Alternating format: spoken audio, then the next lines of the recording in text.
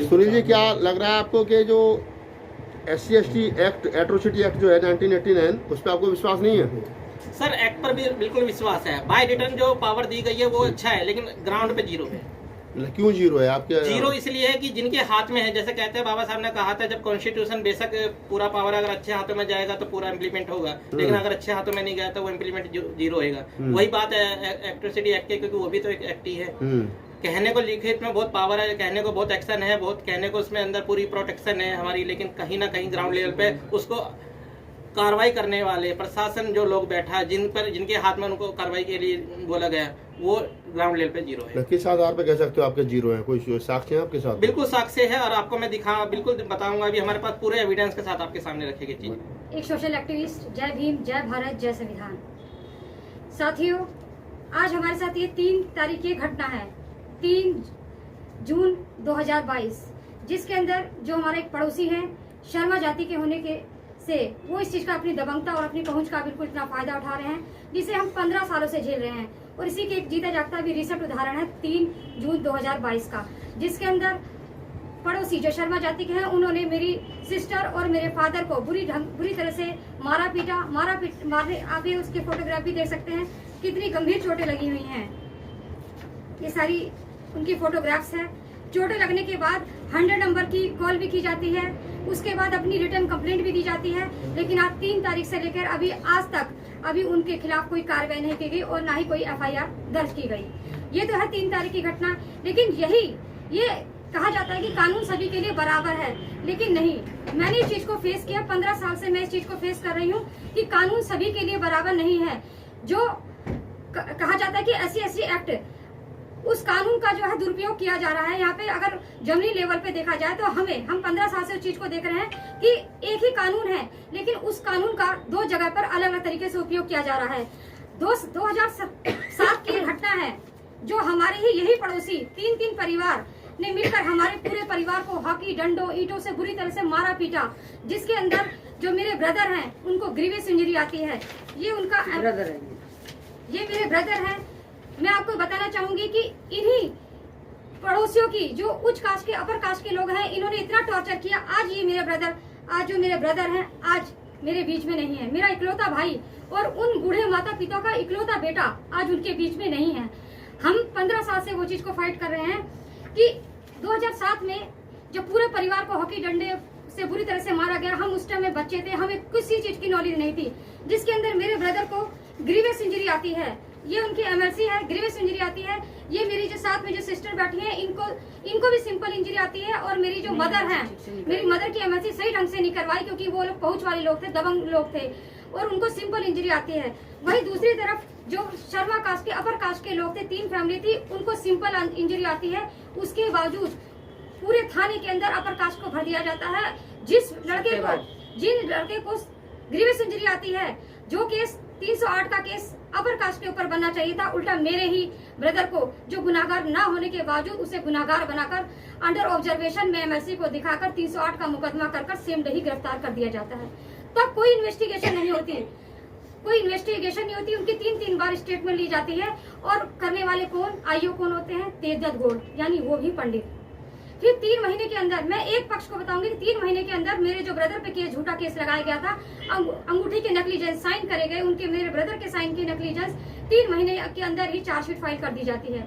Chargesheet file करने में भी उसमें, जबकि MLC का रिजल्ट 28/12/2007 की घटना होती है, और MLC का रिजल्ट 4 जनवरी 2008 को आ चुका था, लेकिन चार्जशीट फाइल किसमें करी जाती है? चार्जशीट फाइल करी जाती है 308 में चार्जशीट फाइल करी जाती है, 308 में चार्जशीट फाइल कर दी जाती है। उस लड़के को गुनाहगार बनाने के लिए कितना देखो षड्यंत्र रचा जा रहा है। एक कि हम शर्मा जो लोग हैं, हम सभी शर्मा को नहीं कहते, क्योंकि हमारे बहुत से लोग साथी हैं वो शर्मा जाति के हैं, ठाकुर जाति के हैं, लेकिन हर व्यक्ति गलत नहीं होता। लेकिन इन लोगों ने, जो ये 8 फैमिली थी, लेकिन 8 फैमिलियों ने इस एक अनुसूचित जाति के व्यक्तियों को मतलब एक नीचा दिखाने के लिए और अपनी नाक ऊंचा करने के लिए उन्होंने FIR चार्जशीट फाइल करी 308 IPC में, जो नहीं बनती थी। यानी 323 के केस को उन्होंने सेशन में चलवाया 308 का बनवाकर, जिसके अंदर मेरे और जज साहब जिन्होंने चार्ज फ्रेम करा वो भी पंडित। मतलब आप ये कहीं ना कहीं कहना चाह रहे हो कि जिसने जुल्म किया वो भी ब्राह्मण, जो आई होता वो भी ब्राह्मण, जो जजमेंट देने वाला था वो भी ब्राह्मण, तो कास्टिज्म जो वो हावी है। जी बिल्कुल। तो जाति के आधार पर उत्पीड़न हावी है। और कौन है, कोई अपनी बात रखना चाहते हैं इसी मुद्दे पे? आप इसमें क्या चाहते हैं, आप क्या कार्रवाई चाहते हैं और किन के खिलाफ चाहते हैं? सर, जो 15 साल पहले जो घटना घटी थी उसमें तीन पड़ोसी थे, 3 फैमिली थी। उसमें से 2 जो फैमिली है वो अपना कानून, ये केस जो है 15 साल वाला केस है, ये हाई कोर्ट में पेंडिंग चल रहा है। मेन सबसे बड़ी प्रॉब्लम ही वहीं से स्टार्ट होती है, क्योंकि ये लोग चाहते हैं कि जो केस हाई कोर्ट में चल रहा है इसको वापस ले लें और इनको यहाँ से घर से भगा दिया जाए यहाँ से, और इनके मकान पे कब्जा कर लिया जाए। मेन मुद्दा इनका यही है।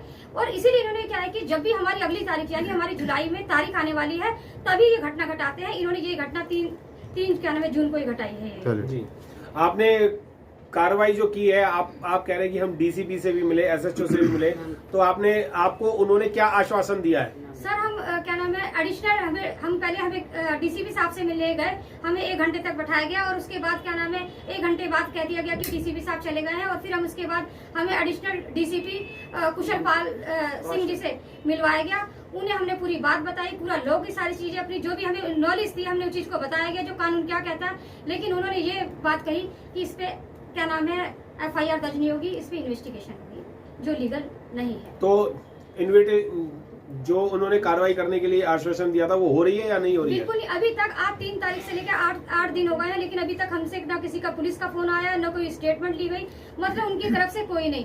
यानी कि आज भी वही 15 साल पहले जो घटना घटी थी उसी को एक नया कारगर रूप देने के लिए वही तैयारी हो जा रही है, वही पहुंच का यूज किया जा रहा है, वही मतलब राजनीतिक षड्यंत्र रचा जा रहा है। और ये परिवार पहले 5 का परिवार था, ये परिवार आज 5 से 4 हो गया है। और वही मेरे बराबर वाला जो पड़ोसी जो शर्मा है वो 5 से 15 हो गया है। आज मेरे बीच में मेरा ब्रदर नहीं है। ये सोचिए उस माता पिता पे कितनी, और बहनों पे। अगर पुलिस कार्रवाई नहीं होती है तो आप पुलिस के खिलाफ या अपने पड़ोसियों के खिलाफ क्या करना चाहेंगे फिर? देखिए, अगर सबसे बड़ी बात यह है कि मैं चाहूंगी कि मेरे साथ घटना हुई है और मुझे मारा पीटा गया है तो मेरी FIR दर्ज होनी चाहिए SC एक्ट में। कौन सा थाना है ये, पता नहीं? ये थाना फर्श बाजार है ये। और थाना फर्श बाजार इतना करप्टेड थाना है वाकई में, जिसमें SCO के साथ लगातार नाइंसाफी की जा रही है, जिसपे कोई सुनवाई नहीं हो रही। ऊपर के आला अधिकारी आते हैं, उसको इन्वेस्टिगेशन के नाम पे 5 इन्वेस्टिगेशन लगाते हैं जो विक्टिम होता है, लेकिन उस पर कुछ होता नहीं है, उसमें रिटायरमेंट हो जाता है। SHO ACP DCP कौन है आपके एरिया के जो आपके केस देख सकते हैं? जी, हमारे जो DCP साहब हैं साथिया सुंदरम जी हैं जी। और जो उसके बाद SHO साहब जी हैं वो विक्रम सिंह जी हैं। और एडिशनल DCP है कुशल पाल सिंह जी। ठीक है, धन्यवाद। चंदा जी, जब आपके साथ ये एट्रोसिटी हुई थी तो आपको मारा पीटा भी गया था क्या? जी बिल्कुल, मेरे को मारा पीटा गया है और मुझे पुलिस द्वारा भी बहुत ज्यादा अपमानित किया गया है। मुझे उन्होंने भी मारा है। और यहाँ तक कि अभी 2 तारीख को मैं गई थी किसी शिकायत के लिए, तो वहाँ पे मेरे पड़ोसी दीपक ने एक पुलिस वाले को सेट करके उससे ये कहलवाया कि मुझे डटवाया पहले तो, फिर उसके बाद ये कहलवाया कि 8-10 लोगों आप इसे पीट दो। और अगले दिन ही ये घटना मेरे साथ हो गई है 3 तारीख को, 3 जून को जी। और जिसमें अभी तक कोई कार्रवाई नहीं की गई, क्योंकि मैं इतनी ज्यादा मतलब चोटें लगी हुई कि मैं चल फिर नहीं सकती। और मेरी सिस्टर जा रही हैं और मेरे अन्य साथी भी जा रहे हैं, लेकिन कोई सुनवाई नहीं हो रही है। तो आपकी DCP साहब से बात हुई थी तो उन्होंने क्या आश्वासन दिया आपको? अभी DCP साहब से तो मेरी 8 महीने पहले हुई थी, क्योंकि मैं एक कंप्लेंट में DCP साहब से मिली थी। मैं गई थी अपनी कंप्लेंट के लिए, मेरे को बुलाया गया था आईओ पुष्पा जी ने। तो वहाँ पे उन्हीं के रूप में एक और आईओ बैठी थी जो कि ब्राह्मण जाति से हैं, उनका नाम था पूजा सारस्वत जी। तो वो मैं उनको ब्रीफ कर रही थी अपनी घटना के बारे में, अपनी शिकायत के बारे में। तो उन्होंने बस इतना ही पूछा उनसे, पूजा जी से, कि मैडम इस केस में क्या होगा। और वो जो मेरा पड़ोसी वो 1 दिन पहले उनसे मिल चुका था। अब पूजा जी ने कुछ और नहीं करा, उन्होंने सीधा मुझे कहा चल निकल इस कमरे से निकल बाहर। और मुझे फिर खड़ी हो गई, खड़ी होकर मेरे कॉलर वगैरह पकड़ लिया और मुझे अपने लात घूसों से और मारने लगी और कह रही निकल जा। ये कौन थे जो आपको मार रहे थे? ये आईओ थी, एक अलग आईओ जो कि मेरे केस से कोई लेना देना नहीं था। नाम पता है उनका कुछ? उनका पूजा सारस्वत नाम है, वो फर्स्ट थाने में वो नियुक्त है। हाँ, देखिए उन्होंने जो मारा था उस दिन की घटना का देखिए आप। ये मेरी चोटें हैं जी। लेकिन इस पे भी आज तक अभी कोई कार्रवाई नहीं पुलिस द्वारा। ये देखिए 100 नंबर की कॉल भी की गई थी, मैंने शिकायत भी दे रखी है, मैंने पीजी सेल में भी दे रखा बस, और यहाँ तक कि SC/ST आयोग में भी दे रखा है, MLC भी हुई है मेरी, लेकिन अभी तक कोई उस पर भी नहीं हुई है कार्रवाई। और आज ये घटना घट गई अब 3 तारीख को। तो मैं इस तरह से बहुत ज़्यादा मैं परेशान हूँ, मैं 15 सालों से परेशान हूँ, मैं और मेरा परिवार। हम लोग शायद मुझे लगता है एंड यही होगा कि हमें आत्महत्या ही करनी पड़ेगी, क्योंकि हम लोगों से कहा जाता है कि तुम हमसे डर के रहो, जो उनकी महिलाएं हैं। मैं सिर्फ इतनी मेरी गलती है कि मैं दुकान पर गई थी सामान खरीदने के, ये दोनों वहाँ खड़ी थी और देखते कहते हैं चुमारी तू हमसे डर, वरना तुझे हम जीने नहीं देंगे। और बस मुझे धक्का दिया है और वहीं दोनों की दोनों मारने लग गई है मुझे, और किसी ने मुझे बचाया नहीं। यहाँ तक कि मुझे उस दुकान वाले ने भी ये तकनीक है कि आप यहाँ क्यों लड़ रही है, उसी की दुकान की झाड़ू लेकर झाड़ुओं से भी पीटा। मेरे फादर गए हैं तो उन्हें भी पीटा है, और इतनी गंदी गंदी गालियां दी जो मैं आपके सामने बयान नहीं कर सकती हूँ। अगर मुझसे अकेले में पूछा जाएगा तो मैं बता सकती हूँ। इस लड़ाई झगड़े में आपके ब्रदर हैं अब या नहीं है? मेरे ब्रदर तो 2017 में ही जा चुके हैं, उनकी शादी, उनकी बीवी को भी उन्होंने मतलब सेट कर लिया, और उससे भी हम पे 3 केसेस लगवा दिए। और मेरे भाई को इतना टॉर्चर किया गया कि यहाँ तक कि वो वेंटिलेटर पे थे, तो उनकी बेल कैंसिलेशन की एप्लीकेशन लगाई गई। और ये जो वकील हैं, ये वही वकील हैं जो मेरे पड़ोसी के वकील हैं जी। उन वकीलों से ही मेरे को उनसे केस लगवाया गया जी। पूनम जी, आप समाज सेविका हैं और समाज में हर किसी की लड़ाई के लिए आगे भी आते हैं जो हक और अधिकार की होती है। क्या कहना चाहेंगे कि इस तरीके की एट्रोसिटियां हो रही हैं, उसके बारे में आप क्या कहना चाहेंगे? देखिए, ये वैसे तो स्पेशल एक्ट लगना चाहिए, जो SC एक्ट है लगना चाहिए। और आजकल जो इनके साथ जो अत्याचार आज हुआ है, जो 15 सालों से इनके साथ अत्याचार हो रहा है, वो हमारे समाज में कहीं ना कहीं हो रहा है। और इस एक्ट का कहीं भी नामो निशान नहीं है, सिर्फ नाम का रह गया है, क्योंकि जो कानून है हमारा वो मनुवादियों के हाथ में, और मनुवादी व्यवस्था के लोग ही आज शासन पर बैठे हुए हैं, आज थानों में बैठे हुए हैं, आज कोर्ट में बैठे हुए हैं, और वो हमारे लोगों के फेवर में कुछ नहीं कहते, बल्कि उन पर ही उल्टा मुकदमा कर देते हैं, उनको ही थानों में बंद कर देते हैं, जेलों में बंद कर देते हैं। और क्योंकि बाबा साहब का वही कथन आज याद आ रहा है कि संविधान कितना भी अच्छा हो, अगर बुरे हाथों में है तो बुरा साबित होगा, और संविधान कितना खराब हो वो अच्छे हाथों में तो अच्छा साबित होगा। तो उससे यहाँ ये पता चल रहा है कि गलत लोगों के हाथों में आज हमारा संविधान है, और गलत तरीके से उसको यूज किया जा रहा है। मैं समाज के लोगों से आह्वान करना चाहती हूँ कि आज इंदू जी के साथ 15 सालों से जो ये अत्याचार हो रहा है, कहीं ना कहीं आप लोगों के साथ भी हो रहा होगा। अगर आप मेजोरिटी में इतनी ताकत है कि अगर आप एक साथ एक लकड़ी लें, अगर अकेला उसको तोड़ना चाहे तो तोड़ सकते हैं, अगर आप उसका गट्ठर बनाने 15-20 लकड़ियां लेना उसका गट्ठर बना तोड़ना चाहे तो तोड़ नहीं सकते। तो आप एक होकर अगर इंदू जी का साथ देंगे तो कल को आपका भी नंबर आएगा, तो आपके साथ भी हम खड़े होंगे। और मेजोरिटी में ताकत है इनको न्याय दिलाने के लिए, क्योंकि इनका भाई भी चला गया है। मुझे सुनकर मतलब इतना दुख हुआ है कि एक ये जो अत्याचारों वाली जो हमारे लोगों जातिवाद जो चल रहा है, सदियों से चल रहा है, लेकिन आज भी बंद नहीं है। बाबा साहब ने हमें संविधान में बराबर के अधिकार दिए, लेकिन ये बराबर के अधिकार आज इन्होंने खत्म करने का काम कर दिया है। इन लोगों को, ये जो लोग आज कोर्ट में बैठे हुए हैं, थानों में बैठे हुए हैं, शासन पर बैठे हुए हैं, इन लोगों ने अनदेखी कर दी है। ये तो वही पुराने रास्ते की तरफ लेकर जा रहे हैं हम लोगों को। इंदू जी, आप बहुजन समाज पार्टी की पदाधिकारी हैं, और बसपा जो है वो दम भरती है कि हम लोग दलितों के, शोषितों के, पीड़ितों के साथ है। आपके साथ 15 साल से शोषण हो रहा है, क्या बसपा ने कोई, क्योंकि आप पदाधिकारी तो सवाल वाजिब बन जाता है, क्या बसपा कोई जो है वो आपको, या बसपा की जिले लेवल की, प्रदेश लेवल की कमेटी कोई आपको हेल्प कर रही नहीं कर रही है? सर बिल्कुल, क्या नाम है, मैंने पहली बात तो मैं भी जो बसपा में आई हूँ अभी 2 साल पहले से मैं जुड़ी हूँ, और बसपा ने पूरा मतलब इस चीज के लिए भी मेरे से कहा है कि इंदू जी बता दीजिए कि जैसे भी आपकी हेल्प है वो करने के लिए तैयार हैं। और सबसे पहले सर ये मैं कहना चाहूंगी कि इस लड़ाई को, सर ये लड़ाई छोटी लड़ाई नहीं है, सामने से बिल्कुल ऐसा लगेगा कि सामान्य से लड़ाई है। इस लड़ाई में ऐसे लोग जो क्या नाम है, आप ये बताइए, बार काउंसिल के जो अपोजिट पार्टी है, बार काउंसिल के अध्यक्ष को लिया गया, या सेशन जज के भाई होंगे, तो आप ये सोचिए कि वो आम व्यक्ति, हमारे वकीलों को खरीद लिया गया, हम खड़े अकेले इन पर्सन आज हम फाइट कर रहे हैं। आज 15 साल से अगर हम इस केस को यहाँ पर लेकर आए हैं तो इसीलिए लेकर आए हैं कि सत्य है कहीं पे, सत्य है कहीं पे, और हम उस सत्य के लिए लड़ेंगे, और मेरे ब्रदर को इंसाफ हम जरूर दिलाएंगे। साथियों, अभी आपने 2 बहनों का, हमारे समाज की शेड्यूल कास्ट कम्युनिटी की 2 बहनों का दुख और दर्द और उनकी घटनाओं को सुना। आवाज़ नहीं निकल पा रही क्योंकि 15 साल से अभी जो मैंने पूरी कहानी सुनी समझ में नहीं आ रहा कि हो क्या रहा है इस समाज के अंदर और प्रशासन क्या कर रहा है।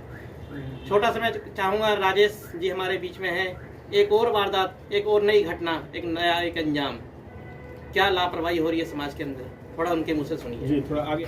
सभी मीडिया कर्मियों को मेरा जय भीम, नमो बुद्धाय। मेरा नाम राजेश कुमार है और मैं एससी कास्ट को बिलोंग करता हूँ, जाटा हूँ मैं। और मैं दिल्ली में शादरा जगह है, वहाँ एक SBV नंबर 1 भोलानाथ नगर शादरा एक स्कूल है जिसमें मैं एज ए गेस्ट टीचर हूँ, TGD संस्कृत। वहाँ पर 21 दिसंबर 2019 को मेरे साथ एक हादसा हुआ, मेरे ऊपर जानलेवा हमला हुआ। वो जानलेवा हमला इसलिए हुआ था कि मैं पिछले कई महीनों से अपने ऊपर अत्याचार सह रहा था, वो मुझसे बर्दाश्त नहीं हो रहा था। तो मैंने प्रिंसिपल को कंप्लेंट की, ईमेल की, तो तुरंत ही 5-6 मिनट बाद मेरे ऊपर जानलेवा हमला हो गया था। जहाँ पर एक महेंद्र भारती नाम का एक शिक्षक था, ड्राइंग टीचर, वो मुझे कास्टेज में जैसे शब्द बोलता था, अभद्र भाषा जैसे चमेटा, हिजड़ा, और तुम लोग फ्री में पढ़ के यहाँ आ गए हो, आज हमारा सामना करते हो। वो बाबा साहब के लिए बहुत गंदा गंदा बोलते थे, तो मुझसे सुना नहीं जाता था। मैंने उसका विरोध किया तो वो मेरे लिए जो है अभद्र भाषा का प्रयोग करते हैं। और जब मेरे ऊपर जानलेवा हमला हुआ तो उसने खूब मुझे घसीट के वहीं गैलरी में मारा। वहाँ प्रिंसिपल भी मौजूद थे और भी शिक्षक थे, बच्चों के सामने ये हादसा हुआ था और ऑन रिकॉर्ड वो कैमरे में भी दर्ज है। और फिर जब मैंने 100 नंबर पे पुलिस को फ़ोन किया तो उन्होंने मुझे पकड़ के एक कमरे में एग्ज़ाम रूम में बंद कर दिया और मेरा मोबाइल भी छीन लिया उन्होंने। फिर उसके बाद जो है मुझे इतना डराया धमका गया कि मैं बिल्कुल असहज हो गया था कि मैं क्या करूँ। एक गांव से बिलोंग करता हूँ मैं, मोदनगर के पास एक विलेज है सारा, वहाँ से आता हूँ। तो मैं सोच रहा था कि रात को अब मैं कहाँ जाऊँगा, इतना डरा दिया गया था उन लोगों ने। तो एक टीचर की बाइक पर प्रिंसिपल मैडम ने मुझे भेज दिया। तो ना तो मेरी FIR दर्ज हो पाई उस दिन और ना ही मेरे MLC हो पाई थी। पर 3-4 दिन के बाद जब मेरे मुंह से खून भी आ रहा था तो मुंह में दर्द था, पेट में दर्द था, पूरी रात घूंसे बजाए थे। तो मैं कई दिन तक स्कूल नहीं आया था। मैंने मैडम को मैसेज भी करे थे लेकिन कोई रिस्पॉन्स नहीं था। आपका स्कूल कहाँ पर है? ये भोलानाथ नगर में है सर। क्या नाम है स्कूल का? SBV नंबर 1 भोलानाथ नगर। तो आपने थाने में कंप्लेंट नहीं करी? थाने में मैं 6-7 दिन बाद जो है, पहले तो मैं डरा हुआ था क्योंकि मुझे ज़्यादा इसके बारे में पता नहीं था कि कैसे कैसे कंप्लेंट करनी है, कोई क्या है। तो सबसे पहले मुझे दिमाग में आया कि मुझे अपने डिपार्टमेंट को सूचित करना चाहिए। तो मैंने अपने डिपार्टमेंट से जो है DD जो होते हैं उनको, डायरेक्टर को, चीफ मिनिस्टर को, एजुकेशन मिनिस्टर को और SC कमीशन को लेटर लिखा था मैंने। तो उसमें उसके बाद जो है किसी ने बताया कि तुम्हें थाने भी जाना चाहिए। तो मैं थाने में गया तो उन्होंने मेरी FIR दर्ज नहीं की। फिर कुछ दिन के बाद जो है CM के थ्रू वो ऑन रिकॉर्ड दर्ज हो जाता है, ग्रीवनेस जो है हो जाती है और मेरे पास जो है ACP का फ़ोन आता है। ACP जो है नॉर्मली मेरे से बात करते हैं लेकिन मुझे लगा नहीं कि मेरे साथ कुछ अच्छा होने वाला है।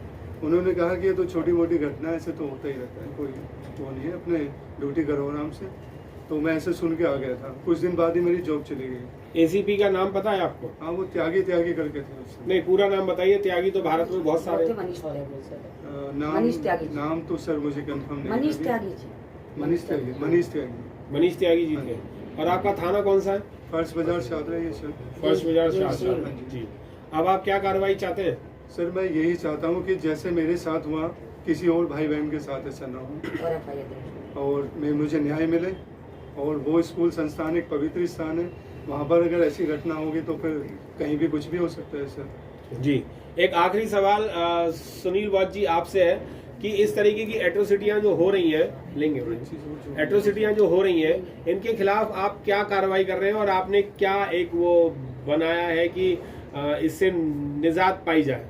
साथियों, दुख होता है कि हमारे पास पावर भी है, प्रशासन भी है, समाज भी है, क्वांटिटी भी है, लेकिन इंसाफ कहीं नहीं है। ग्राउंड लेवल पर जीरो है।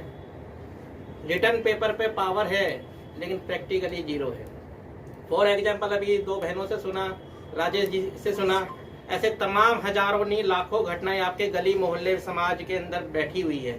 मैं आज शेड्यूल कास्ट जो भारत का है, SC कम्युनिटी, और SC कम्युनिटी के साथ साथ OBC कम्युनिटी और साथ ही साथ माइनॉरिटी, ये भेदभाव क्यों?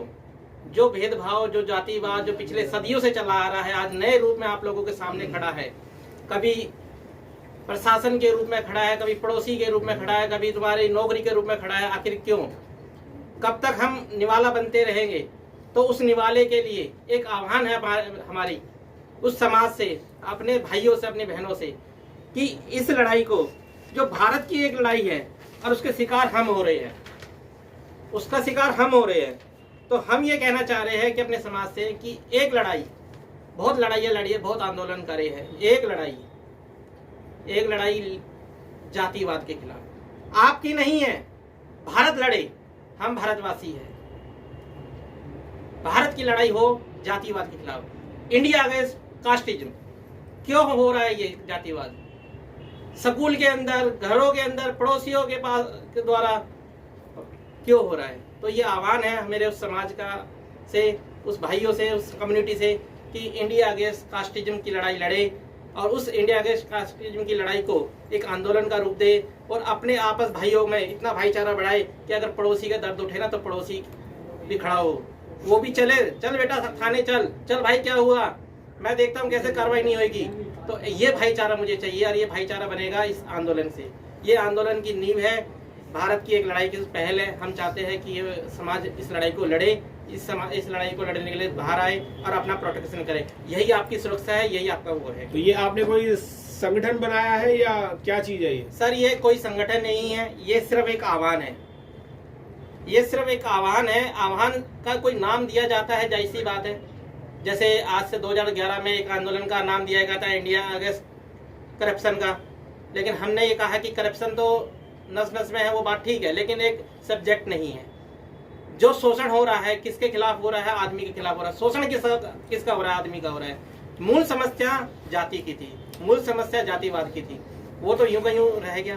तो उसके खिलाफ आंदोलन आज तक नहीं हुआ। बात को अब चुप नहीं बैठेंगे, क्योंकि 15 साल बहुत लंबा समय होता है। 15 साल कोई कम समय नहीं होता है। और अब समाज के सभी बुद्धिजीवी साथियों से मेरी अपील भी है कि अपने बहन का, हिंदू बहन का ज़्यादा से ज़्यादा समर्थन दें और इस तरह की न्याय, इस तरह की जो है घटना हमारे समाज के ऊपर ना हो। क्योंकि आज के डेट में हम देखते हैं तो ज़्यादातर जितना भी देखोगे ज़्यादातर अत्याचार जो है दलितों के ऊपर होता है। ऐसा दलितों ने क्या बिगाड़ दिया है कि दलितों के ऊपर इतना अत्याचार?